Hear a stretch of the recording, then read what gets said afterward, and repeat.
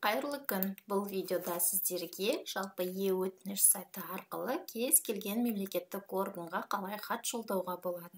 Өзіңіздің кез келген шешілмеген мәселеңізді қалай тез арада шешуге болады. Сол туралы үйрететін боламын.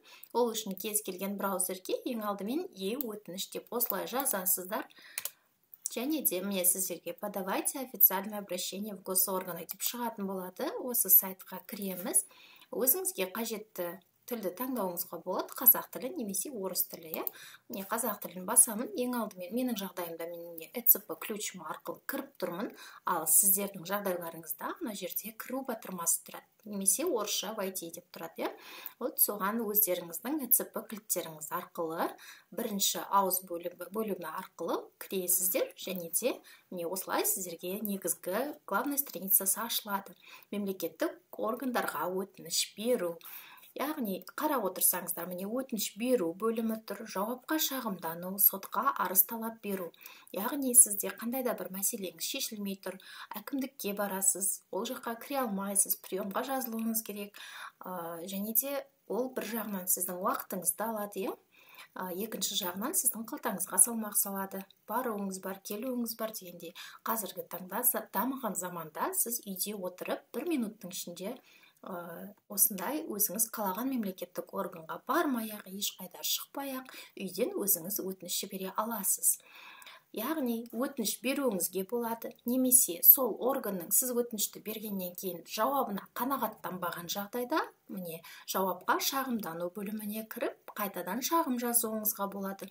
Немесе мүлдем сіздің жаңағы өтінішіңіз, талап арызыңыз ешқандай жауапсыз қалса, онда сіз сотқа арыз талап беруіңізге болады. Енді міне қарасаңыздар, астыңғы бөлігіне түсетін болсаңыздар, танымалы өтініштер деген бөлім тұр.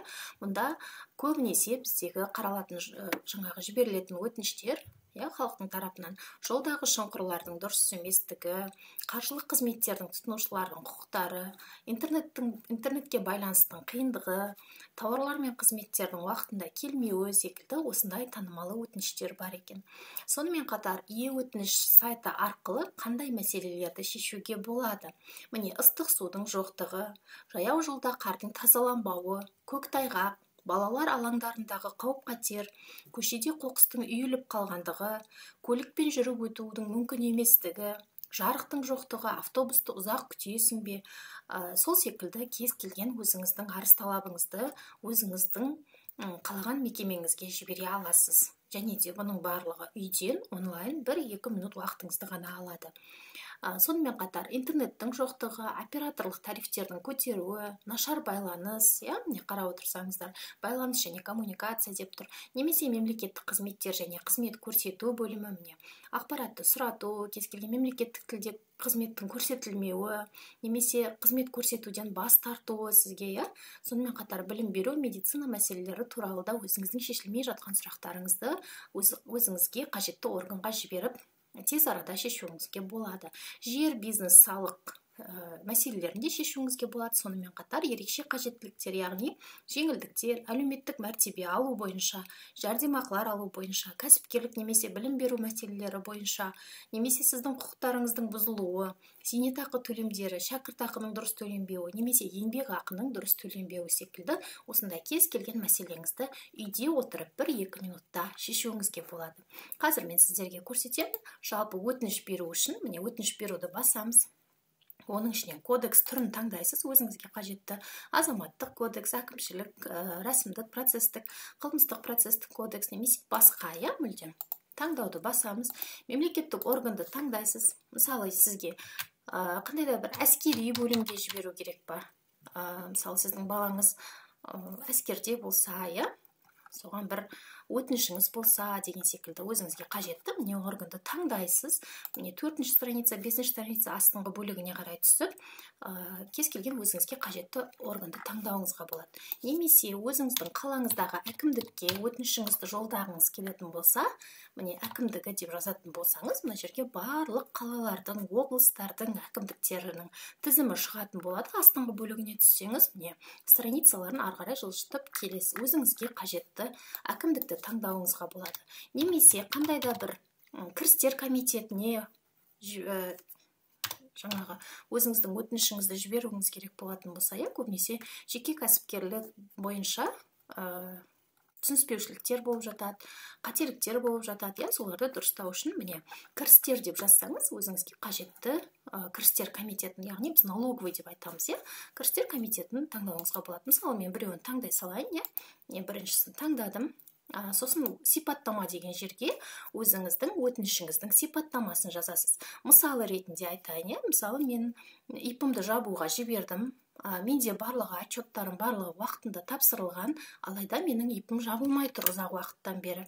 Сол туралы соның неліктен жабылмай тұрғандығын сұрау үшін мен өтініш жіберейін. Мен деп осылай өзіңіздің аты жөніңізді жазасыз. Және де 2021 жылы жеке кәсіпкерлікті бастаған болатынмын, алайда қазіргі таңда табыс көзінің жоқтығына байланысты жеке кәсіпкерлігімді тоқтаттым. ИП дейміз ғой, ИПны жабуға жібердім, алайда менде ИПым жабылмай тұр біраз уақыттан бері. Соның неліктен екендігін маған нақты айтсаңыздар, немесе ипымның жабылуын қадағаласаңыздар деген секілді осылай өтінішіңіздің сипаттамасын жазасыз. Картадан көрсетуіңізге болады мына жерден, немесе көрсетпесеңіз де болады. Және де ары қарай міне өтініштің түрі арыз ба, әлде өтініш ба, сұрау салу ма, шағым ба, кез келген әлде хабар бересіз ба, ұсыныс ба, таңдауыңызға болады. Енді ары қарай қандай да бір файлдарды жүктегіңіз келсе, мысалы сіздің жаңағы ипіңіздің жабылмай тұрғандығы, немесе бір өзіңіздің енді мәселеңіз бойынша, мен бұл жерде жалпы мысал ретінде ғана айтып жатырмын, ал сіздің мәселеңіз басқа болуы мүмкін, кез келген мәселеде файлдарды немесе жаңағы айғақтайтын ақпараттарды осы жерге тіркеуіңізге болады. Ол үшін міне файлдар деген жерге тіркеуді басасыздар да. Сол жерге міне өзі форматы жазылып тұр, PNG, PDF, барлық осындай форматтарда 10 файлға дейін осы жерге жүктеулеріңізге болады. Сосын мына жерден нақты тұрғылықты мекен жайыңызды таңдайсыз. Яғни міне мынау қызыл жұлдызша тұрған жерлер, олар яғни міндетті түрде көрсетілуі керек деген ақпараттар, аймақ, елді мекен, өзіңіздің көшеңіздің атауы, үйдің және пәтердің нөмірін міндетті емес, үйдің нөмірін көрсетуіңізге болады. Енді мемлекеттік қызметтер сізге көрсетіледі, және де сізге хабар беріліп тұрады. Яғни сіздің өтінішіңізді қандай маман қарап жатыр, қандай маманға тапсырылды деген секілді, әрбірі сізге 14-14-тен SMS болып келіп тұрады. SMS алу тілін таңдауыңызға болады, қазақ тілінде немесе орыс тілінде. Және де міне мынау сервистің пайдаланушы ретінде дербес деректерімді жинақтауына өңдеуге келісім беремін деп, және де құпиялылық саясатымен келісемін деп, осы екеуіне галочка қоясыз, қол қою және жіберу батырмасын басып, ЕЦП кілтіңіздің екінші RCA бөлігімен қол қойып, дәл осылай қажетті органға өзіңіздің өтінішіңізді жіберуіңізге болады. Бұл деген сіздің уақытыңызды үнемдейді, және де сіздің кез келген шешілмеген мәселеңізді тез арада шешуіне өте жақсы ықпал етеді.